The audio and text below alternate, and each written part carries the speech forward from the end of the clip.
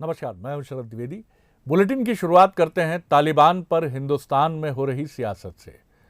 इस बार भी पूर्व मुख्यमंत्री और कांग्रेस के सीनियर लीडर दिग्विजय सिंह का ट्वीट चर्चा में है। बीजेपी कह रही है कि दिग्गी राजा की सोच तालिबानी है, लेकिन ये पूरा मसला है क्या और क्यों बार बार दिग्विजय सिंह जी सुर्खियों में रहते हैं? देखिए हमारी ये खास रिपोर्ट। तालिबान पर मध्य प्रदेश में हंगामा क्यों? मसला अफगानिस्तान का, सियासत हिंदुस्तान में क्यों? अमेरिकी सेना के जाते ही तालिबान हो रहा हावी। क्या भारत ने भी की गुपचुप बातचीत की तैयारी? एक बार फिर तालिबान का मसला भारत में गरमाया हुआ है। ये कोई आतंकी घटना की वजह से नहीं हुआ है, बल्कि दिग्विजय सिंह के ट्वीट ने भारत की सियासत में तालिबान को जिंदा कर दिया है। खासकर मध्य प्रदेश में इस पर वार पलटवार शुरू हो गए हैं। सियासत पर बात करने से पहले आइए आपको बता देते हैं कि आखिर ये कहानी शुरू कैसे हुई। दरअसल हाल ही में कतर के विशेष दूत मुतलाक बिन मजीद अल कहतानी ने दावा किया था कि भारतीय अधिकारियों ने तालिबान के नेताओं से मुलाकात के लिए दोहा का दौरा किया है। दिग्विजय ने भी इसी खबर को रिट्वीट करते हुए लिखा कि ये बहुत ही गंभीर विषय है, भारत सरकार को इस विषय पर तत्काल वक्तव्य देना चाहिए। क्या बीजेपी आईटी सेल इसको संज्ञान में लेकर राष्ट्रद्रोह की श्रेणी में लेगा? दिग्विजय सिंह का यही ट्वीट सियासी बारूद में जलती तीली का काम कर गया। सर, दिग्विजय सिंह ने एक ट्वीट किया है, उस ट्वीट में लिखा है कि भारतीय अधिकारियों की मानसिकता तालिबानी है भाई। सर, दिग्विजय सिंह ने एक ट्वीट किया है, उस ट्वीट में लिखा है कि भारतीय अधिकारियों की मानसिकता तालिबानी है भाई। दिग्विजय सिंह हमेशा इस देश के अंदर वो विषय ढूंढते हैं जिससे सांप्रदायिक तनाव की स्थिति पैदा हो। यही ट्वीट उस दिशा को संकेत दे रहा है। भोपाल उन्हें बता चुका है पिछले चुनाव में कि भोपाल उनके बारे में क्या सोचता है। तालिबान के संपर्क में केंद्रीय एजेंसी के लोग हैं, इसका जवाब दे सरकार। अभी तो दिग्विजय सिंह जी की जांच हो रही है कि वो किस किस के संपर्क में। अगर दिग्विजय सिंह के ट्वीट पर सवाल उठाए जा रहे हैं, तो फिर मीडिया रिपोर्ट्स में भारत सरकार और तालिबान को लेकर जो छप रहा है उस पर भी तो सवाल खड़े होते हैं। खैर, जानकारों की माने तो अफगानिस्तान में अमेरिकी सेना की वापसी से नए समीकरण बनने लगे हैं। पाकिस्तान अफगानिस्तान के तालिबान को भारत के खिलाफ इस्तेमाल करने की योजना बना रहा है। तो वहीं एक रिपोर्ट की माने तो अफगानिस्तान में मई से अब तक 370 में से करीब 50 जिलों पर तालिबान ने अपना कब्जा कर लिया है। संयुक्त राष्ट्र संघ ने भी इस पर चिंता जताई है, क्योंकि अफगानिस्तान में बढ़ते संघर्ष का मतलब है बढ़ती असुरक्षा, जो एक पड़ोसी होने के नाते भारत के लिए भी चिंता बढ़ाने वाला है। Bureau report, Bansal news. अब एक बेहद बड़ा सवाल, क्या 24 जून को जम्मू कश्मीर पर कुछ बहुत बड़ा निर्णय होने वाला है? ये प्रश्न हम इसलिए उठा रहे हैं क्योंकि गुरुवार को दिल्ली में प्रधानमंत्री नरेंद्र मोदी और केंद्रीय गृह मंत्री अमित शाह कश्मीरी नेताओं से मुलाकात करने वाले हैं। ये मुलाकात कई मायनों में अहम मानी जा रही है। इस मुलाकात में जम्मू कश्मीर के भविष्य पर चर्चा हो सकती है, ये माना जा रहा है। साथ ही इस बैठक में सभी स्थानीय पार्टियों के नेता भी शामिल होने वाले हैं। इन सब के बीच बैठक से पहले जम्मू कश्मीर और एलओसी पर 48 घंटे का अलर्ट जारी किया गया। साथ ही हाई स्पीड इंटरनेट सेवाएं भी सस्पेंड कर दी गई हैं। इस बैठक को लेकर कयास है कि केंद्र की ओर से जम्मू कश्मीर में जमहूरियत कायम करने के लिए ये बैठक होने जा रही है, यानी इस बैठक में फिर से वहां चुनाव के बारे में कोई चर्चा हो सकती है। 5 अगस्त 2019 को केंद्र ने जम्मू कश्मीर के स्पेशल स्टेटस को खत्म करके केंद्र शासित प्रदेश बांट दिए थे। इस दौरान कई बड़े नेता कश्मीर के नजरबंद भी किए गए और यही वजह है कि 24 जून को होने वाली बैठक पर सभी की निगाहें टिकी हैं। तो कश्मीर पर एक बड़ा फैसला फिर, वाकई 24 जून इंतजार कीजिए। बैठक में कौन कौन शामिल होंगे स्क्रीन पर आप देख सकते हैं। पीपुल्स अलायंस फॉर गुपकार संगठन, ये इनके नेता 16 नेताओं को न्योता इनविटेशन भेजा गया है। महबूबा मुफ्ती दिल्ली के लिए रवाना हो चुकी हैं। पूर्व केंद्रीय मंत्री फारूक अब्दुल्ला भी बैठक में शामिल होंगे। गुलाम नबी आजाद, प्रोफेसर भीम सिंह ये भी इनवाइटीज में शामिल हैं। सज्जाद लोन, सैयद अल्ताफ बुखारी, एम.वाई. तारिगामी और गुपकार संगठन।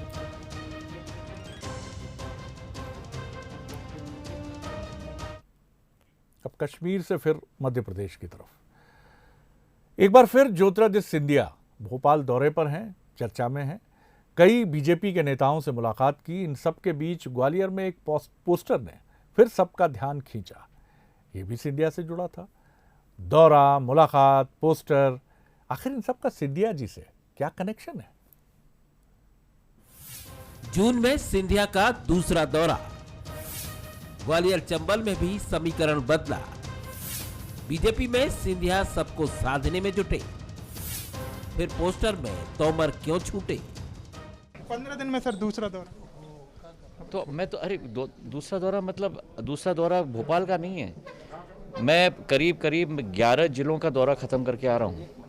पहले दौरे में मुरैना, भिंड, ग्वालियर, भोपाल का मेरा दौरा रहा। अभी मेरा ग्वालियर, गुना, शिवपुरी, अशोकनगर, विदिशा करके मैं अब भोपाल पहुँचा हूँ। मेरा निरंतर दौरा होता है। क्या आप बड़े नेताओं से मुलाकात करेंगे तो क्या राजनीतिक चर्चाएं हो सकती हैं? निगम मंडलों में नहीं, हम लोगों की चर्चा राजनीतिक चर्चाएं हैं कि कैसे पार्टी को मजबूत करें, किस आधार पर आगे अभियान हम लोगों को चलाना है। हर चीज़ को आप पद और कुर्सी के साथ मत जोड़ो, पार्टी के संगठन को हमें बढ़ाना है। इस वक्त मध्य प्रदेश में ज्योतिरादित्य सिंधिया का दौरा और उनकी बीजेपी नेताओं से मेल मुलाकात चर्चा में है। तो वहीं इन सब के बीच ग्वालियर में इस पोस्टर पर भी बहस गरमाने लगी है। जरा गौर से देखिए इस पोस्टर को। ग्वालियर चंबल में बीजेपी के कद्दावर नेता वो केंद्रीय कृषि मंत्री नरेंद्र सिंह तोमर इसमें गायब हैं। ज्योतिरादित्य सिंधिया हैं लेकिन तोमर नहीं है। ये पोस्टर फूलबाग, शिंदे की छावनी और महल के इर्द गिर्द लगाए गए हैं। इस बात से निकल के ये आता है कि भारतीय जनता पार्टी में इस समय किस स्थिति में गुटबाजी हावी है और गुटबाजी के चलते भारतीय जनता पार्टी में आने वाले समय में जो लकीर खींचने वाली है, इसके परिणाम अभी आपको देखने को समय कुछ दिनों बाद मिलेंगे। ये पहली बात तो ये पार्टी की ओर से लगाए हुए बैनर होर्डिंग नहीं है। भारतीय जनता पार्टी जिला ग्वालियर महानगर की ओर से जो भी बैनर पोस्टर लगेगा उसमें प्रोटोकॉल का ध्यान रखते हैं। या तो उसका डिज़ाइन हमको प्रदेश से मिलता है तो हम लगाते हैं, और या फिर हम यहाँ पर जो है उसका डिज़ाइन करके हम प्रदेश से अप्रूव कराते हैं तब लगाते हैं। चलिए एक बार ये मान भी लेते हैं कि पोस्टर से बीजेपी का कोई लेना देना नहीं है। लेकिन इस बार सिंधिया के दौरे में जिन्नर ग्वालियर चंबल के ही कद्दावर नेता मंत्री अरविंद भदौरिया के यहाँ होने का क्या मतलब है? अरविंद भदौरिया को सीएम शिवराज का नजदीकी भी माना जाता है। इतना ही नहीं, कहने वाले तो ये भी कहते हैं कि कांग्रेस सरकार को गिराने में उनका रोल अहम था। कई चीजें जो आपस में जुड़ती दिख रही हैं, उनमें ग्वालियर चंबल से नरेंद्र सिंह तोमर का होना है, यहीं से सिंधिया है और यहीं से अरविंद भदौरिया भी है। देखा जाए तो बीजेपी प्रदेश अध्यक्ष वी.डी. शर्मा की जन्मभूमि भी मुरैना ही है। पूरे कोरोना काल में खुद को जनसेवक कहलाने वाले सिंधिया जी गायब रहे। यहाँ तक कि ग्वालियर चंबल क्षेत्र में भी हजारों मौतें ऑक्सीजन बेड अस्पताल के अभाव में हुई। पूरे प्रदेश में कई मौतें हुई, लेकिन सिंधिया जी दूर दूर तक नजर नहीं आए। अब जब मध्य प्रदेश जब आ रहे हैं, जब भाजपा कार्य समिति में अपने लोगों को, अपने समर्थकों को पद दिलाने की बारी आई है, कहीं ना कहीं भाजपा में जो मध्य प्रदेश में असंतोष चल रहा है, उस असंतोष का फायदा उठाने के लिए वो लगातार नेताओं के घर जा रहे हैं। देखो, कांग्रेस के पास काम क्या है? सवाल खड़े करना और बवाल खड़ा करना, क्योंकि न उनके पास कोई जगह बची है न कोई काम बचा है। इसलिए कौन कहाँ जगह तलाश रहा है वो यही कर सकते हैं। खुद के लिए तो कोई राजनीतिक जगह बची नहीं है। समाज में जो आज स्थिति है, कोविड संकट के दौरान कांग्रेस ने जो नकारात्मक रवैया अपनाया है, उसके कारण से कोई कांग्रेस के लोगों से बात भी करना पसंद नहीं करता। कांग्रेस हाथ आए किसी भी मौके को भुलाने से परहेज नहीं करती, लेकिन वो भी क्या करे जब बार बार सिंधिया का प्रदेश दौरा होने लगे। ग्वालियर में नरेंद्र सिंह तोमर के बिना पोस्टर लगने लगे तो कयास तो लगेंगे ही, और ये कैबिनेट विस्तार की अटकलों को भी हवा देंगे। ये सिंधिया सियासत और समीकरण की ओर भी सोचने को मजबूर करेंगे। Bureau report, concern news. इतना बड़ा पोस्टर लगा लेकिन बीजेपी कह रही है कि हमारी तरफ से नहीं लगा।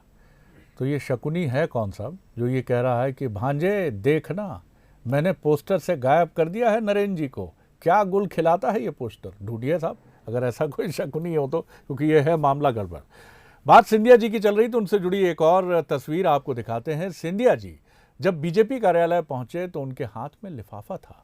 किसी ने अनुमान लगाया कि ये सिंधिया जी कुछ ऐसे दस्तावेज लाए हैं या सूचियां लाए हैं। हाँ, तो किसी ने ये भी सोचा कि निगम मंडलों के दावेदारों की नाम की लिस्ट हो सकती है।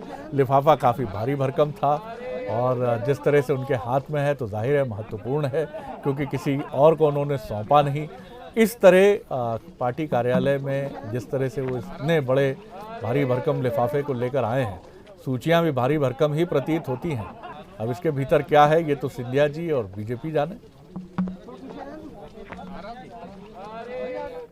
हिमाचल में केंद्रीय मंत्री नितिन गडकरी के स्वागत के दौरान एक चौंकाने वाली घटना सामने आई।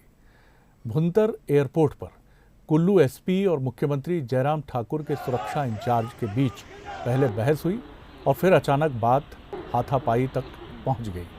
घटना एयरपोर्ट के बाहर उस समय हुई जब CM security in charge additional SP Brajesh Sood 4 lane प्रभावितों के एयरपोर्ट से बाहर खड़े होने की बात को लेकर एसपी कुल्लू गौरव सिंह से उलझ गए। इस दौरान बहस तीखी हो गई और गौरव ने सूद को एक तमाचा रसीद कर दिया। इसके बाद दूसरे पुलिसकर्मियों ने बीच बचाव करने की कोशिश भी की, लेकिन सूद और एसपी गौरव भिड़ गए।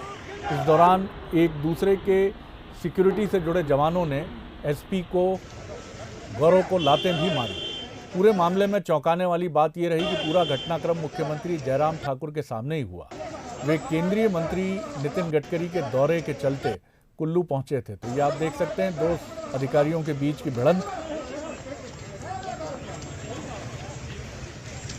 दुर्भाग्यपूर्ण है।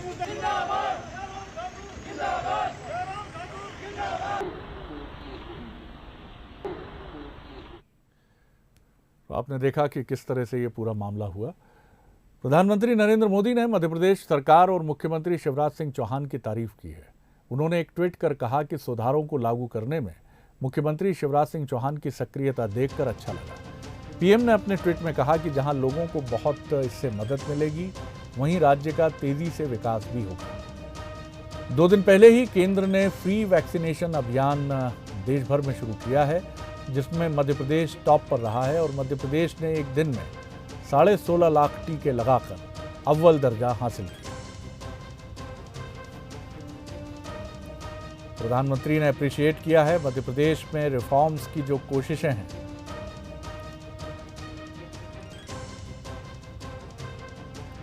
पीएम मोदी के तारीफ वाले ट्वीट के बाद मुख्यमंत्री शिवराज सिंह चौहान ने भी प्रतिक्रिया दी। उन्होंने पीएम मोदी को विजनरी लीडर बताया। उन्होंने कहा कि कोविड संकट में पीएम और केंद्र सरकार ने मध्य प्रदेश का जबरदस्त साथ दिया। देखिए, प्रधानमंत्री जी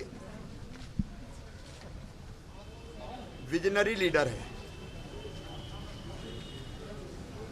अब ऐसा नेता जो हर चीज में जनता का हित और राष्ट्र की प्रगति देखते हो। हमने पिछले साल मांग की थी कोविड के संकट के समय कि राज्यों के पास पैसा नहीं है, इसलिए विकास के लिए और जन कल्याण के लिए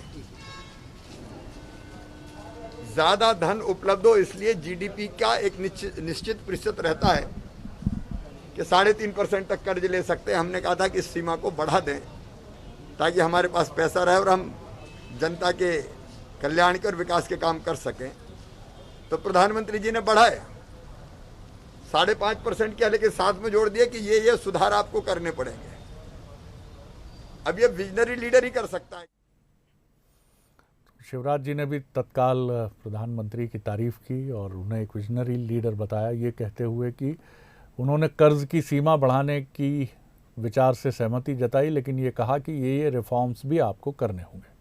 अब एक बेहद महत्वपूर्ण खबर जिसे पूरी गंभीरता से सुनिए और कोई लापरवाही मत करिए और ये सोचकर बहुत प्रसन्न मत हो जाइए कि मध्य प्रदेश में या देश में पूरी तरह से कोरोना नियंत्रण की स्थितियां हैं। कोरोना संक्रमण की दूसरी लहर के कमज़ोर पड़ने के बाद अब इसके डेल्टा प्लस वेरिएंट का खतरा बढ़ता जा रहा है। उज्जैन में इस वेरिएंट से पहली मौत की पुष्टि हुई है और प्रदेश में अब तक इसके 5 मामले सामने आ चुके हैं। भोपाल में 3 और उज्जैन में 2 डेल्टा प्लस वेरिएंट के मरीज मिले हैं। वहीं कोरोना के इस नए वेरिएंट को लेकर शिवराज सरकार भी अलर्ट मोड पर है। सीएम शिवराज सिंह चौहान का कहना है कि वायरस अभी भी है और डेल्टा प्लस वेरिएंट का खतरा भी बड़ा है, अभी सावधान रहने की जरूरत है। वहीं केंद्र सरकार ने मध्य प्रदेश समेत 3 राज्यों को सतर्क रहने की सलाह दी है। बता दें कि देश में डेल्टा प्लस वेरिएंट के अब तक 40 मामले सामने आ चुके हैं। और आपको ये भी लगे हाथों बता दें कि European centre for disease prevention and control यानी यूरोपीय रोग नियंत्रण एजेंसी ECDC ने यह आशंका जाहिर की है कि यूरोपीय संघ के जो देश हैं उनमें 90% जो मामले आने वाले वक्त में तीसरी लहर में होंगे, उसका कारण ये डेल्टा वेरिएंट बन सकता है। तो बहुत सावधान रहिए, सतर्क रहिए। आप देख रहे हैं स्क्रीन पर कि क्या है डेल्टा वेरिएंट। सर, मैं फिर आपसे कहूंगा कि इस खबर को बहुत सतर्क होकर देखिए, क्योंकि ये खबर हमें बता रही है कि खतरा टला नहीं है। रूस में एक दिन में 9000 मामले सामने आए हैं, यानी यूरोप में ब्रिटेन, सिंगापुर तो एशिया में है, लेकिन यूरोप के कई देश, अमेरिका में भी मामले बढ़ रहे हैं। तो डेल्टा वेरिएंट जो है उससे भी आगे का डेल्टा प्लस वेरिएंट, इससे पहली मौत उज्जैन में, और केंद्र ने मध्य प्रदेश सहित 3 राज्यों को सतर्क रहने के लिए कहा है। आप स्क्रीन पे देख रहे हैं, हम लगातार आपको बता रहे हैं कि डेल्टा वेरिएंट क्या है।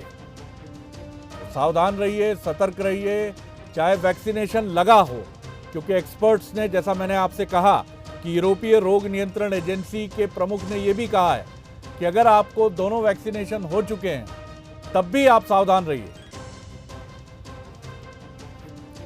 ये क्यों खतरनाक है ये भी बता दें, क्योंकि ये बहुत तेजी से फैलता है। इसी वजह से यूरोपियन संघ जो है, जिसकी हमने ECDC की बात आपसे कही, और अगस्त में उनको आशंका है कि तीसरी लहर यूरोप के देशों में हो सकती है। क्यों है ये खतरनाक? म्यूटेंट वायरस की संक्रमण क्षमता बहुत अधिक है। ये एंटीबॉडी की क्षमता घटा देता है, इलाज और वैक्सीन के असर को भी कम करता है। और महत्वपूर्ण बात यह है कि ये रक्त के थक्के जमाता है, रूटीन टेस्ट में पता नहीं चल पाता है, और इसकी वजह से और कई प्रॉब्लम्स हो जाती हैं, जो प्रॉब्लम्स हमने कोरोना की पहली लहर में और दूसरी लहर में नहीं देखी थी। तो बहुत सावधान रहना है, बहुत सतर्क रहना है, मास्क का लगातार इस्तेमाल, और जो लोग सामाजिक आयोजनों में कहीं हिस्सेदारी कर रहे हैं या खुद उसका कारण बन रहे हैं, उन्हें और सतर्क रहने की जरूरत है। चलिए अब एक अच्छी खबर भी आपको बताते हैं। कोरोना के अलग अलग वेरिएंट से परेशान दुनिया भर के लोगों के लिए एक अच्छी खबर है।